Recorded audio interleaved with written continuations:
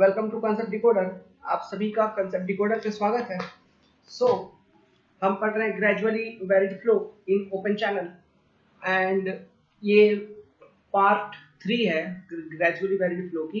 2 part इससे पहले मैंने अपलोड कर चुका है कि फ्लो प्रोफाइल्स को कैसे ड्रॉ करनी है, इसका जानकारी हमने दे दिया है। Different type of channel slope के बारे में बता दिया है। Dynamic equation for gradually varied flow हमने बता दिया है। ठीक है, अब इस वीडियो में हम आपसे डिस्कस करेंगे ये पर्टिकुलर क्वेश्चन। ये क्वेश्चन ईएस का क्वेश्चन है और बहुत ही इंपॉर्टेंट क्वेश्चन है। इससे एक इंपॉर्टेंट कंक्लूजन आपको निकल के आएगी। तो क्वेश्चन पढ़िए।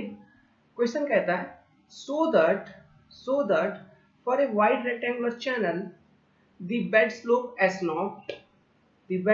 S0 is mild or steep according to S0 being less than or greater than this value कितना n square g power 10/9 q power 2/9। अब q क्या है? Small q, it is nothing but the discharge passing through the channel पर unit width of channel. और ये जो rectangular channel है it is a wide rectangular channel.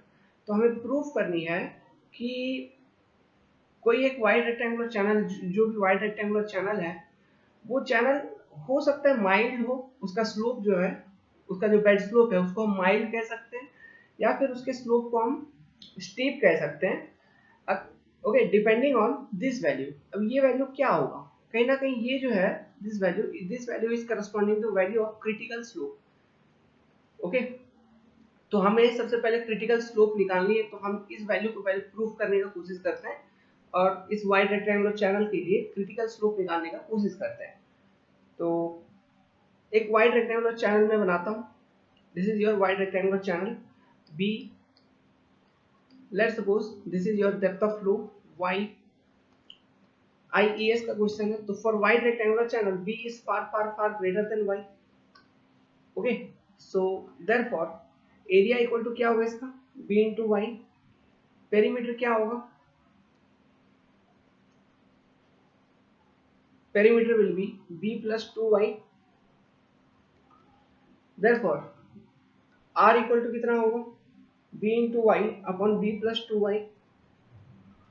Since b is far greater than आपका y, therefore r equal to nearly equal to y। Okay, for wide rectangular channel ये चीज हमने पहले भी प्रूव कर रखा था। तो therefore from Manning's Manning equation जो है it is q equal to 1/n a r power 2/3 s power 1/2। अब ये s कोई भी स्लोप है, यहाँ पे इस इक्वेशन में ये स्लोप s जो है या इसकी जगह हम कोई भी वैल्यू पुट कर सकते हैं। ठीक है, तो लेट्स सपोज अभी हम एक जनरल s निकाल रहे हैं क्योंकि मेरे को अल्टीमेटली क्रिटिकल स्लोप निकालनी है चैनल की। ठीक है, तो मैं एक s निकालूंगा यहाँ से। तो मैं पुट करता हूँ values q equal to 1/n b into y power 2/3 s power 1/2। इस तरह से लिख सकते हैं। नाउ अरेंज करूंगा तो q upon b equal to 1/n y power कितना हो जाएगा? 3 प्लस 2 तो 5/3 s पावर 1/2। ओके, तो equal to small q discharge पर यूनिट विड्थ। तो therefore by solving this equation we get the value of s या फिर स्लोप s इक्वल टू, अभी ये कौन सा स्लोप है अभी कुछ मत सोचिए इसके बारे में। s equal to q square n square upon y power 10/3 ये वैल्यू हमको मिलेगी। ठीक है, now when depth of flow equal to depth of flow in channel is equal to critical depth of flow yc, then corresponding to this depth of flow जो channel का slope होगा उसको हम कहेंगे क्रिटिकल स्लोप। उसे हम क्या कहेंगे? Critical slope. तो देयरफॉर अगर मैं SC का वैल्यू अभी निकालने का कोशिश करूं क्रिटिकल स्लोप की, तो हम कैसे निकालेंगे? तो देखिए S का वैल्यू मैंने पहले ही निकाल रखा है। ओके, S का वैल्यू कैसे निकाल रखा है? q square n square upon y power 10/3। तो y के जगह मैं अभी क्रिटिकल डेप्थ ऑफ फ्लो का वैल्यू मैं पुट कर दूंगा। वहाँ पे तो कोई जो भी y थी वो कोई y थी, लेकिन अब उस y की जगह मैं क्रिटिकल डेप्थ ऑफ फ्लो का वैल्यू पुट कर दूंगा, तो जो मेरा स्लोप निकलेगा वो क्रिटिकल स्लोप निकलेगा q square n square upon yc power 10/3। ना आपको अब पता है कि फॉर रेक्टेंगुलर चैनल जो क्रिटिकल डेप्थ ऑफ फ्लो होती है yc, this value is equal to nothing but q square upon g power 1/3। q square upon g power 1/3, this is the value of yc। Therefore अभी तो critical slope के लिए अगर मैं equation को solve करूं तो q square n square upon q square power g power 1/3 power 10/3। तो SC equal to Q square N square फिर Q square upon G power कितना हो जाएगा 10/9। इसको और सॉल्व करूंगा तो Q square N square upon Q 20 power 9 G 10 power 9 ऐसे लिख सकता हूँ। इसको और सॉल्व करूंगा फर्दर तो Q square minus 20 power 9 into आपका हो जाएगा एन स्क्वायर इंटू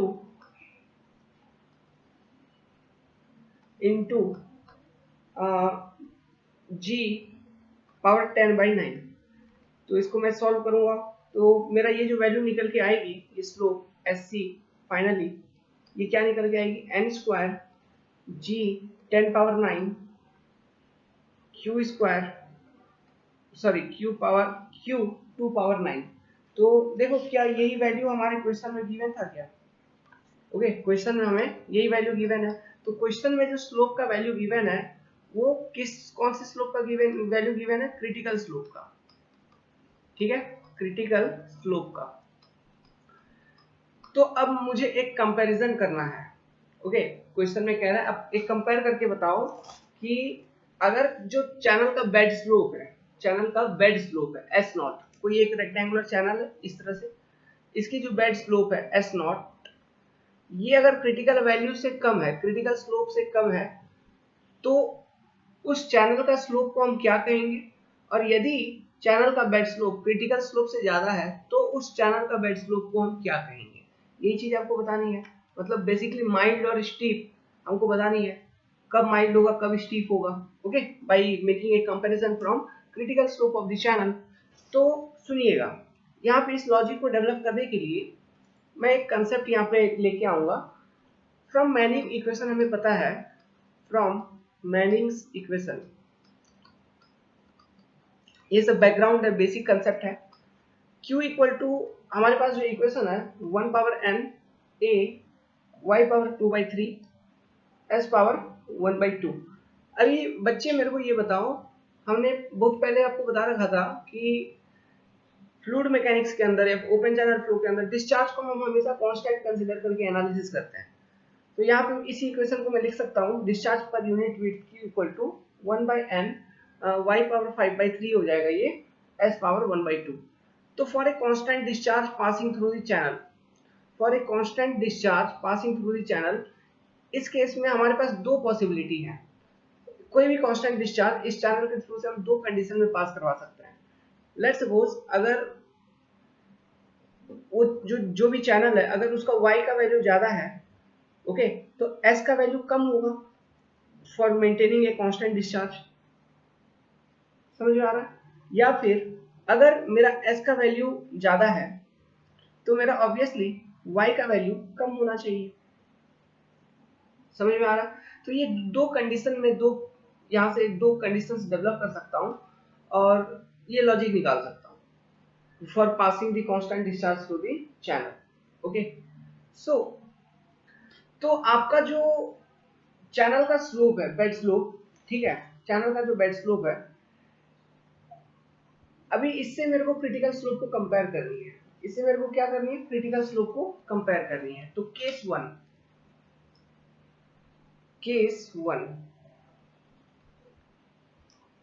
वन तो देखो फॉर एग्जाम्पल अभी अगर बात करें माइल्ड स्लोप के केस में, तो माइल्ड स्लोप के केस में क्या है, normal depth of flow is obviously greater than your critical depth of flow. समझ में आ रहा है? For mild slope your normal depth of flow is greater than what, critical depth of flow.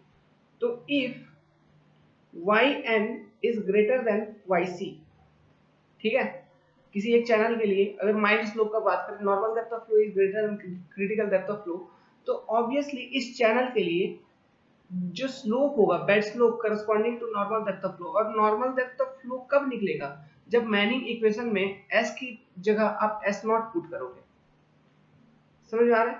तो इसलिए मैं यहाँ पे कह सकता हूँ s not must be lesser than, okay, s not must be lesser than sc। Logic clear? s not must be lesser than sc। तो अगर ये कंडीशन डेवलप होगा कि s not is less then n square into g 10 power 9 upon q square upon 9, तो इसका मतलब हम ये समझेंगे कि ये जो स्लोप है, ओके, आपका जो चैनल बेड का जो स्लोप है वो इट इज माइल्ड स्लोप। तो यहां से एक लॉजिक हमारा और निकल रहा है कि अगर चैनल बेड का जो स्लोप है it is less than critical slope, then our slope is mild slope. ठीक है, अगर चैनल बेड का जो स्लोप है it is less than critical slope, then our slope is mild slope. Second case, case 2, समझ में आ रहा है यहां तक? सिंपल सी लॉजिक थी। केस 2, फॉर एग्जांपल अगर स्टीप स्लोप के लिए हमें देखना है, तो स्टीप स्लोप के केस में आपका क्या होता है, critical depth of flow will be greater than normal depth of flow. Then for passing the same discharge or constant discharge q through that channel, तो ऐसे कंडीशन में आपका जो क्रिटिकल स्लोप होगा, तो इसका मतलब it will be less than your normal, मतलब बेड स्लोप या फिर नॉर्मल स्लोप, है ना, और एस नॉट। सो इसका मतलब मैं ये कह सकता हूं कि S not if greater than critical slope SC, then the slope of channel bed is called steep slope. Steep slope, okay. तो S naught if greater than n square g 10 power 9 upon q square upon 9, sorry, okay, q square upon 9। तो अगर ये condition valid होगी तो आपका जो channel bed का जो स्लोप होगा it will be critical, sorry, steep slope. Okay, तो हो गया, हमने डेरिवेशन कर लिया, इसका प्रूफ भी कर दिया, कंडीशंस भी शो कर दिया। और ये लॉजिक, सबसे इंपॉर्टेंट लॉजिक थी ये, सबसे इंपॉर्टेंट लॉजिक क्या थी, ये वाली जो लॉजिक हम एस्टैब्लिश कर रहे हैं यहाँ पर, ये लॉजिक थी। और ये हमें कहाँ से पता चली, मैनिंग्स इक्वेशन की मदद से, कि किसी चैनल में अगर कांस्टेंट डिस्चार्ज पास करनी है तो हम, मेरे पास दो कंडीशन हो सकता है, अगर डेप्थ ज्यादा है उस चैनल का तो बेड स्लोप ऑब्वियसली कम होगा, अगर डेप्थ ऑफ फ्लो कम है तो ऑब्वियसली आपका जो स्लोप है चैनल का वो ज्यादा होगा, है ना। ये चीज हमने देखा था, तो इसी लॉजिक को यूज करके मैंने ये रिजल्ट यहाँ पे लिखा। एक नोट बना के लिखो, तो एक नोट लिखिए कि ए channel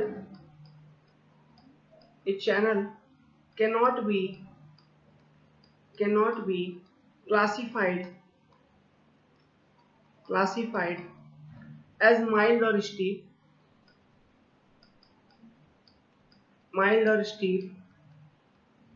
okay, depending on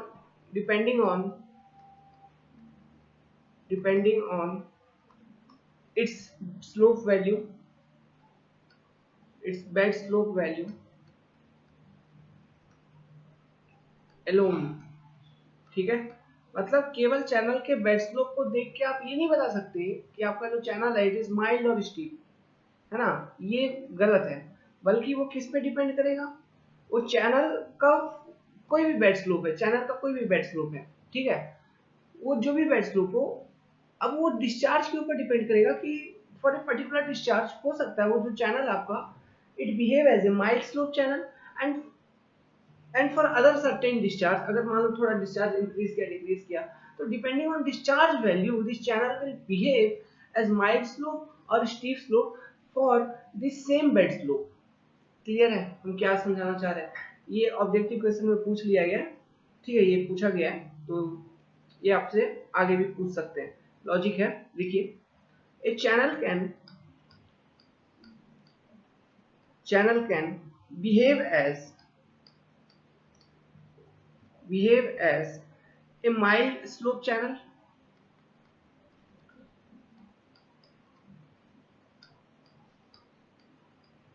for a certain discharge,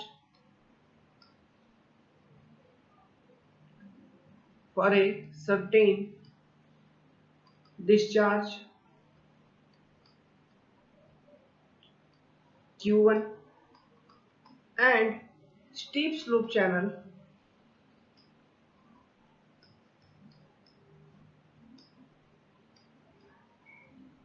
for certain discharge Q2,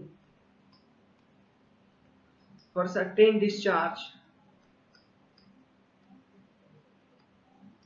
Q2। Clear है हम? ओके, कहने का मतलब है मान सेम चैनल है, वो सेम चैनल किसी केस में स्टीप हो सकता है, किसी केस में वो उसे हम माइल्ड स्लोप चैनल कह सकते हैं। और ये किसके ऊपर डिपेंड कर रहा है? It completely depend on the discharge passing through the channel. Okay, well, next question पढ़िए। For a wide rectangular channel prove that, आपको ये प्रूफ करनी है कि dy upon dx equal to g y cube, मतलब ये इक्वेशन कितना बड़ा सा इक्वेशन है, इस चीज को आपको प्रूव करनी है। तो ये प्रूफ इसका बड़ा सिंपल होगा। तो आपको बेसिकली ये वाटर सरफेस का स्लोप के बारे में आपसे क्वेश्चन है ये, ठीक है, जो फ्लो प्रोफाइल है उसके स्लोप को प्रूफ करना है कि उसका जो स्लोप है वो इतना है, ठीक है। और ये इक्वेशन बहुत इंपॉर्टेंट, आपको याद नहीं रखनी है, मैं आपको इसका डेरिवेशन बताऊंगा, क्योंकि ये क्या बताती है, dy by dx is slope of water profile, है ना। तो जीवीएफ प्रोफाइल को एनालिसिस करने में ये इक्वेशन आपको काम में आएगा। क्लियर है? तो चलिए इसको प्रूव करते हैं। तो हमारे पास जो dynamic equation of gradually varied flow है, it is dy upon dx equal to s not minus se divided upon 1 minus q square t upon ji A cube. तो ये कहीं ना कहीं ये फ्रॉड नंबर है ना, आपको ये पहले से पता है। तो यहाँ से हमारे पास dy by dx निकल जाएगा। तो इस इक्वेशन को सॉल्व करने के लिए, तो देखो जो इक्वेशन है उसमें जो डेरिवेशन मांगा है उसमें एस नॉट के साथ किसी तरह का छेड़खानी नहीं किया गया है, बल्कि एस ई का कोई टर्म नहीं है। तो एस ई का वैल्यू हमको पहले पता लगाना होगा, एस ई का वैल्यू मेरे को पता लगाना होगा। तो एस ई इक्वल टू मैं कैसे पता लगाऊंगा? तो from Manning's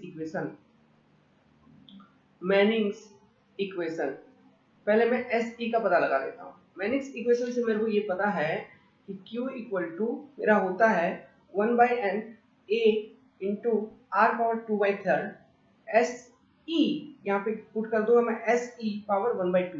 now S E क्या है? Slope of energy line, total energy line.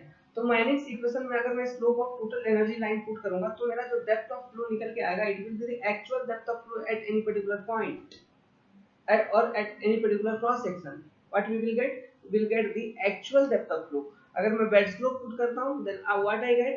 I get the normal depth of flow. Okay? और normal depth of flow कब होगी? Under the uniform flow condition. इन सब बातों को ध्यान रखना।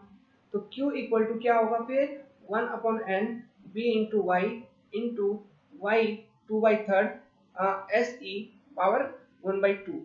तो यहाँ से मैं सॉल्व करूंगा तो एस ई का वैल्यू सेम है, इस तरह का मैंने इक्वेशन सॉल्व कर रखा है इससे पहले वाले क्वेश्चन में। तो Q square N square upon Y power 10 by 3, तो ये हमारा एस ई का वैल्यू निकल गया। नाउ इस इक्वेशन में जो डायनामिक इक्वेशन है उसमें और एक चीज हमको पता लगाना होगा। हम इस टर्म को जरा सिंप्लीफाई करते हैं। क्यू स्क्वायर टी अपॉन जी ए क्यूब को अगर मैं सिंप्लीफाई करूं तो देखो क्यू स्क्वायर टी अपॉन जी ए क्यूब, इसको मैं लिख सकता हूँ क्यू स्क्वायर, तो top width equal to rectangular channel मान के चल रहा है तो width of channel G into B cube into Y cube, ये क्या हो गया? Q square G B square Y cube. तो इसको कैसे लिख सकता हूँ? स्मॉल क्यू स्क्वायर जी वाई क्यूब। तो ये जो दो वैल्यूज हमारे पास निकल के आ गए सिंप्लीफाइड फॉर्म में, इनको मैं डायनामिक इक्वेशन में सब्स्टिट्यूट कर देता हूँ और सिंप्लीफाई कर दूंगा तो मेरा ये रिजल्ट निकल जाएगा। तो dy upon dx equal to S naught minus Q square N square y 10 power 3 divided by 1 minus Q square upon G Y Q. अभी इस इक्वेशन को सॉल्व करेंगे और अरेंज कर देंगे, तो जो इक्वेशन डेरिवेशन करने के लिए दिया है आपको क्वेश्चन में, सेम वैल्यू आपको यहाँ निकल के आ जाएगी, है ना। अरेंज करो, सॉल्व करो। So well, so with this we have done 2 important question we have solved. Now next वाले वीडियो लेक्चर में मैं अब इस इक्वेशन को लेके आगे बढ़ूंगा और इसके यूज बताऊंगा कि ये जो इक्वेशन हमने निकाला एक्चुअली, कि जो slope of water surface elevation हम निकाल रहे हैं, इसका फायदा क्या है, इसको ऐसे इस तरह से निकालने का मतलब क्या बनता है।